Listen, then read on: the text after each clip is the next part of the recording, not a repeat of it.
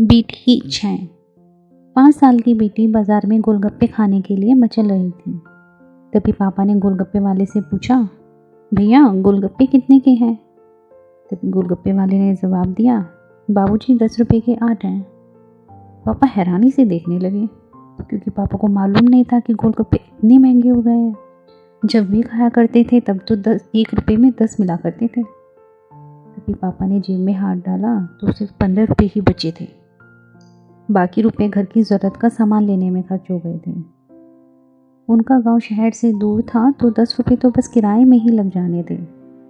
तभी पापा बोले, नहीं भाई 5 रुपये में 10 दो तो ठीक है, वरना नहीं लेने। यह सुनकर बेटी का मुंह फूल गया। अरे अब चलो भी, नहीं लेने इतने महंगे। पापा के माथे पर लकीरें उभर आई। तभी गोलगप्पे वाला बोला, अरे खा लेने दो ना बाबूजी, अभी आपके घर में है तो आपसे लड़ भी सकती है। कल को पराए घर चली गई तो पता नहीं ऐसे मचल भी पाएगी या नहीं। आप तरस जाओगे बिटिया की फरमाइश पूरी करने को। गोलगप्पे वाले के शब्द थे तो चुभने वाले, पर उन्हें सुनकर पापा को अपनी बड़ी बेटी की याद आ गई, जिसकी शादी उसने 3 साल पहले एक खाते पीते पढ़े लिखे परिवार में की थी। उन्होंने पहले साल से ही उसे छोटी छोटी बातों पर सताना शुरू कर दिया था। 2 साल तक वह मुट्ठी भर भर के रुपए उनके मुंह में ठूसता रहा, पर उनका पेट बढ़ता ही चला गया और अंत में एक दिन सीढ़ियों से गिरकर बेटी की मौत की खबर ही मायके पहुंची। आज वह झटपटाता है कि उसकी वह बेटी फिर से उसके पास लौट आए और वह चुन चुन कर उसकी सारी अधूरी इच्छाएं पूरी कर दे, पर वह नामुमकिन है। वह भी ये बात अच्छे से जानते हैं। तभी गोलगप्पे वाला बोलता है, दे दूं क्या बाबूजी? पापा बोले, रुको भाई 2 मिनट। पापा पास की ही पंसारी की दुकान थी, उस पर गए जहाँ से ज़रूरत का सामान खरीदी गई 5 किलो चीनी में से 1 किलो चीनी वापस की तो जेब में 40 रुपये बढ़ गए।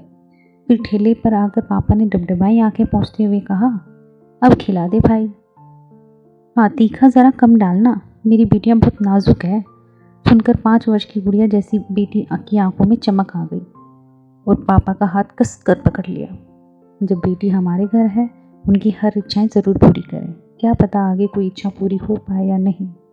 ये बेटियां भी कितनी नाजुक होती हैं ना। जब ससुराल में होती हैं तब मायके जाने को तरसती हैं, सोचती हैं कि घर जाकर माँ को ये बताऊंगी, पापा से ये मांगूंगी, बहन से ये कहूँगी, भाई को सबक सिखाऊंगी और खूब सारी मौज मस्ती करूँगी। और लेकिन जब सच में मायके जाती हैं तो एकदम शांत हो जाती हैं, किसी से कुछ नहीं बोलती, बस माँ बाप भाई बहन सबसे गले मिलती हैं, भूल जाती हैं कुछ पल के लिए ससुराल को, क्योंकि एक अनोखा प्यार होता है मायके में, एक अजीब सी कशिश होती है। ससुराल में कितना भी प्यार मिले पर मायके की कमी पूरी नहीं हो पाती। माँ बाप की एक मुस्कान को तरसती हैं ये बेटियाँ। ससुराल में कितना भी रोएं पर मायके में एक आंसू भी नहीं बहाती हैं ये बेटियाँ, क्योंकि बेटियों का सिर्फ एक आंसू भी माँ बाप भाई बहन को हिला देता है, रुला देता है। हो सके तो बेटियों को बहुत प्यार दें, उन्हें कभी भी ना रुलाएं, क्योंकि ये अनमोल बेटी 2 परिवार को जोड़ती हैं, 2 रिश्तों को साथ लाती हैं अपने प्यार और मुस्कान से। कृपया अपनी बेटी को भरपूर प्यार दें, दुलार करें और यही व्यवहार अपनी पत्नी के साथ भी करें, क्योंकि वो भी किसी की बेटी है और अपने पिता को छोड़कर आपके साथ पूरी ज़िंदगी बिताने आई है।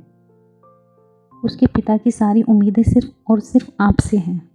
ऐसी और कहानियाँ सुनने के लिए हमारे चैनल को सब्सक्राइब करें। धन्यवाद।